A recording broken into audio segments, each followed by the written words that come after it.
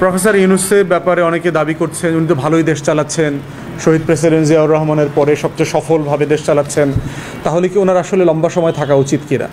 প্রশ্ন হচ্ছে, দেশের মানুষ চাইলে থাকবে, সকল রাজনৈতিক দল ঐক্যমতের ভিত্তিতে যদি চায় তাহলে সে থাকবে।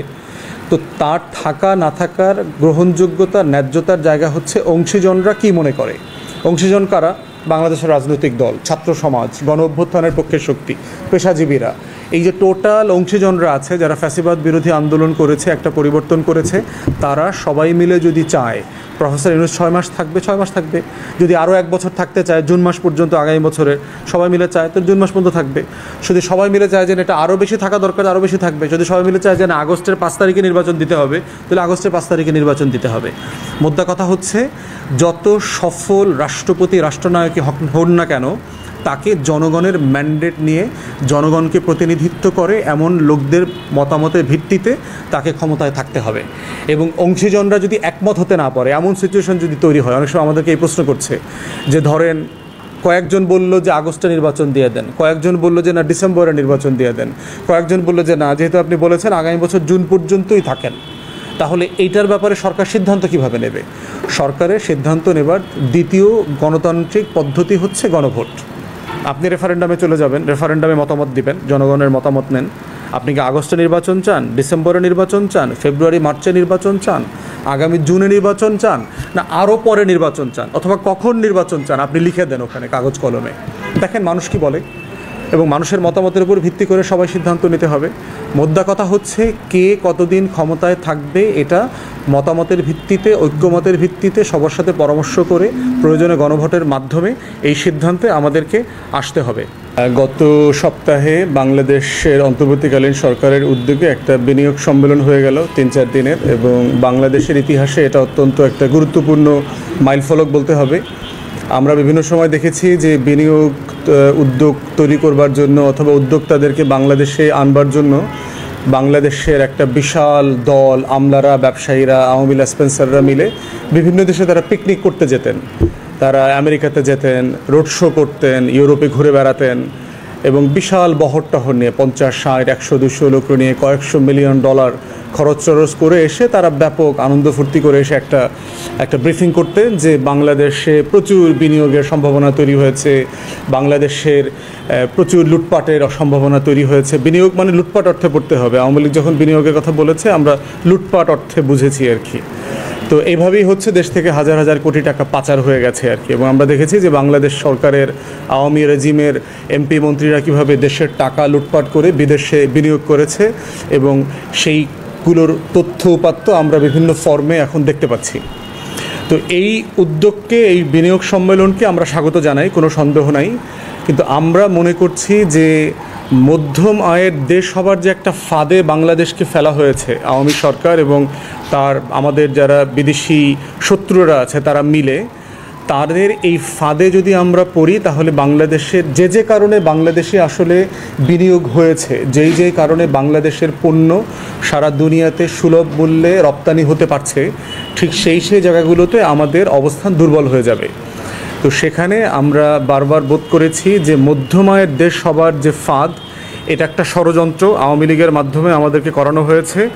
সার্কভুক্ত যে দেশগুলো আছে এই দেশগুলোর ভিতরে বাংলাদেশ সবচেয়ে বিজনেস ফ্রেন্ডলি এবং কম্পিটিটিভ, এবং এই জন্য দেখবেন যে আমাদের গার্মেন্টস ইন্ডাস্ট্রি এখানে ডেভেলপ করেছে, ফ্লারিশ করেছে। আমাদের শিল্পটা আমাদের বিনিয়োগের এবং রপ্তানির একটা কেন্দ্রবিন্দু পরিণত হয়েছে ইউরোপ আমেরিকাতে, যেটা কিন্তু অন্যান্য দেশগুলো হতে পারে নাই। আমরা ভারত থেকে তুলা আনি ঠিক, কিন্তু ভারত নিজের তুলা দিয়ে কি গার্মেন্টস ইন্ডাস্ট্রি ডেভেলপ করতে পেরেছে? পারে নাই। তুলা কিন্তু পাকিস্তানেও হয়, পাকিস্তান কি এই শিল্পটা ডেভেলপ করতে পেরেছে? পারে নাই। কারণ হচ্ছে মধ্যম আয়ের দেশ হবার যে আইডেন্টিফিকেশন, এইটা জাতিসংঘ দ্বিতীয় বিশ্বযুদ্ধের পর থেকে একটা লম্বা তর্ক ছিল যে বড়লোকের দেশ এবং গরিব দেশের ব্যবসা বাণিজ্য শর্ত কি আসলে একরকম হওয়া উচিত কিনা। সেই শর্ত আলোচনার উপরে ভিত্তি করে 1971 সালে গিয়ে জাতিসংঘ সিদ্ধান্ত দেয় যে না, অর্থনৈতিক মানদণ্ড তৈরি করতে হবে, অনুন্নত দেশ, উন্নয়নশীল দেশ এবং উন্নত দেশ, এবং এদের ভিতরে ট্যারিফ, সুযোগ সুবিধা, ওয়ার্ল্ড ব্যাংক, IMF-এর ঋণ দেওয়া, ঋণের শর্ত, সুদের হার, এগুলো সব বিবেচ্য বিষয় হবে। তো বাংলাদেশ সরকার আপনার 71 সালের পরে, দেশ স্বাধীন হওয়ার পরে এটা নেগোশিয়েট করে, এবং এখানে শেখ মুজিবের সরকারের একটা অবদান আছে, কৃতিত্ব আছে, তাজউদ্দিন আহমেদের পার্টিকুলারলি, যে বাংলাদেশকে অনুন্নত দেশের ক্যাটাগরিতে ফেলা। ভারত, পাকিস্তান, শ্রীলঙ্কা কিন্তু এই সুবিধাটা কখনো পায় নাই। তারা জন্ম থেকেই হচ্ছে মধ্যম আয়ের দেশ।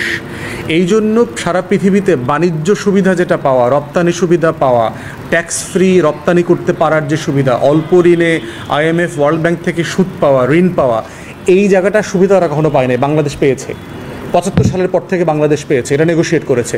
কিন্তু এই সুবিধাটা আমাদের সাবেক প্রেসিডেন্ট জিয়াউর রহমান উনি প্রচণ্ড রকমভাবে কাজে লাগিয়েছেন এই সুবিধাটা।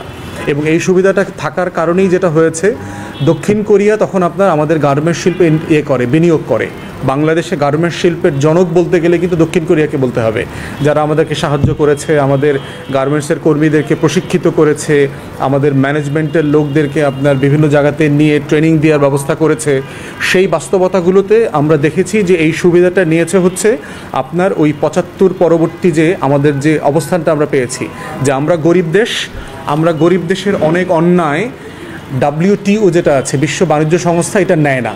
আপনি পরিবেশের লঙ্ঘন করতে পারবেন, আপনি একটু প্রযুক্তি চুরি করতে পারবেন, আপনি একটু লুঙ্গি পরে দাওয়াতে চলে যেতে পারবেন, কেউ আপনার এই ভুল ধরবে না। এটা হলো গরিব দেশের সুবিধা। আপনি 0% অথবা 0.5% হারে ঋণ পাবেন, কিন্তু আপনি মধ্যম আয়ের দেশ হলে এটা পাবেন না। তাহলে এই যে আমাদের দক্ষিণ এশিয়ার আমাদের শত্রু রাষ্ট্রগুলো যারা বন্ধু সেজে আওয়ামী লীগের ঘাড়ে চেপে আমাদেরকে মধ্যম আয়ের দেশ বানানোর আবেদন করিয়েছে, কৃত্রিমভাবে 2018 সালে নিম্ন মধ্যম আয়ের দেশ থেকে আমরা উত্তরণ করেছি বলে বলা হচ্ছে, এটা হচ্ছে একটা ফাঁদ, একটা ষড়যন্ত্র, আমাদের দেশের অর্থনীতিকে ধসে ফেলার ষড়যন্ত্র। অতএব বিনিয়োগ সম্মেলনকে আমরা স্বাগত জানাই, কিন্তু বিনিয়োগ সম্মেলনটা সফল হবে না, সারা দেশ বিদেশ থেকে বিনিয়োগকারীরা আসবে না যদি না আমরা এই মধ্যম আয়ের ফাঁদ থেকে বের হয়ে না আসি। কারণ কোনো বিনিয়োগকারী যদি জানে যে আগামী বছর নভেম্বর মাসে এখানে সুদের হার বেড়ে যাবে, এখানে আমি কোনো পণ্য যদি আমি তৈরি করি, এটা রপ্তানি মার্কেটে আমাকে অনেক বেশি শুল্ক দিয়ে ঢুকতে হবে, তখন সে কেন ভিয়েতনাম থেকে এখানে আসবে, কম্বোডিয়া থেকে এখানে আসবে, থাইল্যান্ড থেকে এখানে আসবে, চায়না থেকে এখানে আসবে? কারণ একই রেটে তাকে ওখানে প্রতিযোগিতা করতে হচ্ছে। তাহলে আমাকে এখানে আসবে হচ্ছে বিকজ আমি অনুন্নত রাষ্ট্রের ক্যাটাগরিতে আছি এবং দুনিয়ার বিভিন্ন সুযোগ সুবিধা আমি পাই। অতএব ওই সুবিধাটার জন্যই হচ্ছে সারা দুনিয়ার বিনিয়োগকারীরা গত 55 বছর বাংলাদেশে এসেছে। অতএব ওই সুবিধাগুলো যদি না থাকে তাহলে নতুন করে বিনিয়োগকারীরা আসবে না বাংলাদেশে। অতএব বিষয়টা যতটা না রাজনৈতিক, তত বেশি হচ্ছে ভূ রাজনৈতিক, তত বেশি হচ্ছে আমাদের অর্থনৈতিক যে পরিকল্পনা আছে সেই জায়গাতে।